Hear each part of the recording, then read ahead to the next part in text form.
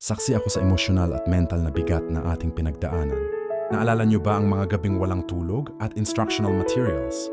Yung pagod sa paggupit at pagdidikit ng ating mga visual aids habang lumalalim ang gabi. Idagdag pa ang paulit-ulit na pagbasa para lang ma-master ang mga komplikadong paksa ng physics, chemistry at biology para sa ating lesson plan. Lahat tayo may mga sandaling napaiyak at napatanong kung kaya ba talaga natin. Mas sinubok pa ang ating pasensya nang dumating ang kawalan ng katiyakan.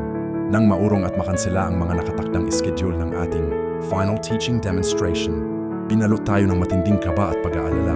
Ang hirap panatilihin ang lakas ng loob kapag ang takot na baka hindi natin kayanin ay unti-unti nang pumapasok sa ating isipan. Ngunit tumingin kayo sa inyong katabi ngayon. Ngayong araw tapos na ang laban. Matagumpay nating naituro ang ating mga paksa ng may pambihirang husay, talino at puso.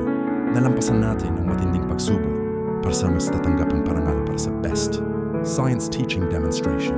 Ang pagkilalang iyan ang buhay na patunay na ang ating dugo, pawis at luha ay nagbunga ng purong kahusayan. Ang bawat puyat, pagod at krisis na ating hinarap ay hindi aksidente, kundi bahagi ng paghubog sa atin upang maging mga dakilang future science educators. Handa na tayong magsilbing liwanag at inspirasyon sa silid-aralan. Isang mahigpit na yakap at pagpupugay sa inyong lahat, Class of 2026. Tagumpay natin ito.